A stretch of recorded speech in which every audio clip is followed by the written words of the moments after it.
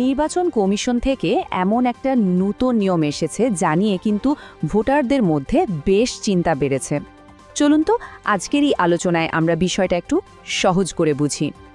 ব্যাপারটা একবার ভাবুন তো, একজন ভোটারকে শুনানিতে ডাকা হলো, তিনি সব দরকারি কাগজপত্র জমা দিলেন, কিন্তু তারপরেও ফাইনাল যে ভোটার লিস্ট বেরোবে সেখান থেকে তার নামটা বাদ চলে যেতে পারে। হ্যাঁ, শুনতে অবাক লাগলেও নতুন নিয়মে কিন্তু ঠিক এই রকমই একটা আশঙ্কা তৈরি রয়েছে। তো প্রশ্ন হলো, কেন এমনটা হচ্ছে?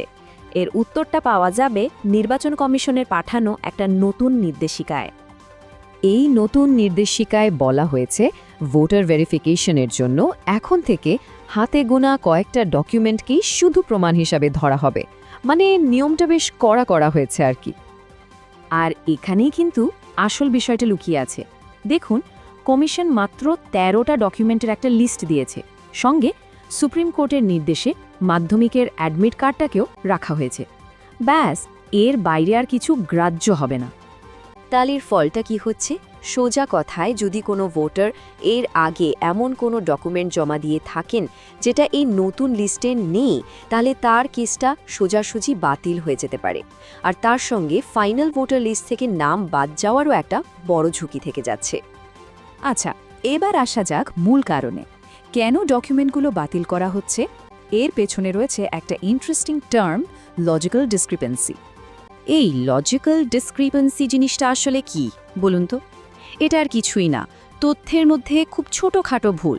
যেমন ধরুন, ভোটার বা তার কোনো আত্মীয়র নামের বানানে একটুখানি এদিক ওদিক হয়ে যাওয়া।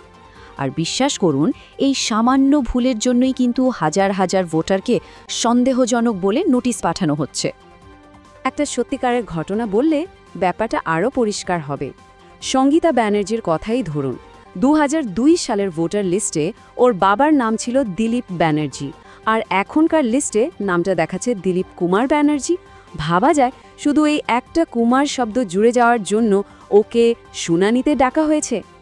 তো সঙ্গীতা দেবী শুনানিতে গিয়ে মাধ্যমিকের সার্টিফিকেট জমা দিলেন, যেটা কিন্তু কমিশনের দেওয়া লিস্ট অনুযায়ী একটা ভ্যালিড ডকুমেন্ট। কিন্তু মজার ব্যাপার হলো, ওনার সার্টিফিকেটেও বাবার নাম দিলীপ কুমার ব্যানার্জি লেখা। ফলে যা হওয়ার তাই হলো। আইনা তো এটা প্রমাণই করা গেল না যে এই দিলীপ কুমার ব্যানার্জি আর পুরনো লিস্টের দিলীপ ব্যানার্জি আসলে একই মানুষ। শুধু এটাই নয়, এই নতুন নিয়মের প্যাচে আরও অনেক সাধারণ ডকুমেন্ট বাতিল হয়ে যাচ্ছে। যেমন ধরুন, ফার্স্ট ক্লাস ম্যাজিস্ট্রেটের সই করা কোর্টের অ্যাফিডেভিট, বা হয়তো যাদের মাধ্যমিকের সার্টিফিকেট নেই তারা ক্লাস 8 পাশের সার্টিফিকেট জমা দিচ্ছেন, সেগুলো এখন আর কোনো কাজেই আসছে না। এখন প্রশ্ন হলো, এই পরিস্থিতিতে কারা সুরক্ষিত আর কারা নন? আর সত্যি বলতে, এই পুরো বিষয়টা নিয়ে শুধু সাধারণ মানুষই নন, সরকারি অফিসাররাও কিন্তু বেশ বিভ্রান্ত। শোনা যাচ্ছে ইলেকটোরাল রেজিস্ট্রেশন অফিসার মানে ইআরওরা নাকি অভিযোগ করছেন যে কমিশন আগে থেকে কোনো পরিষ্কার গাইডলাইনই দেয়নি। আর সবচেয়ে অবাক করা ব্যাপার কি জানেন? ড্রাফট লিস্ট বেরোনোর ঠিক কয়েক সপ্তাহ আগে একটা অদ্ভুত এআই সফটওয়্যার ব্যবহার করে নাকি এই সব ভুল ত্রুটি খুঁজে বের করা হয়েছে। যে সফটওয়্যারটা কী বা কীভাবে কাজ করে সেটা নাকি অফিসাররাও ভালো করে জানেন না। তবে হ্যাঁ, এর মধ্যে একটা ভালো খবরও আছে। যাদের কাছে এই লজিক্যাল ডিসক্রিপেন্সি নিয়ে কোনো নোটিশ আসেনি বা শুনানিতে ডাকা হয়নি, তাদের কিন্তু কোনো চিন্তা নেই।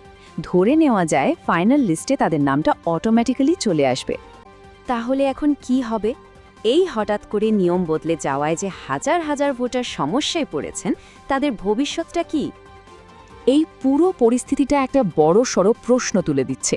একটা কথা খুব শোনা যাচ্ছে যে কমিশন যে ১৩টা ডকুমেন্টের কথা বলছে সেগুলো অনেক ক্ষেত্রে যথেষ্ট নয় এটা প্রমাণ করার জন্য যে ফর্মে যার নাম লেখা হয়েছে তিনি সত্যি ওই ভোটারের আত্মীয়। সবশেষে তাই একটাই প্রশ্ন মনে আসছে, ভোটার তালিকা ঠিকঠাক করার জন্য এই যে নতুন প্রক্রিয়া, এটা কি আদতে সাধারণ মানুষের হয়রানি আরও বাড়িয়ে দিচ্ছে না? একদিকে নিয়মের কড়াকড়ি আর অন্যদিকে একজন নাগরিকের ভোট দেওয়ার মতো একটা মৌলিক অধিকার, এই দুটোর মধ্যে ব্যালেন্স করাটা কি সত্যি সম্ভব হচ্ছে?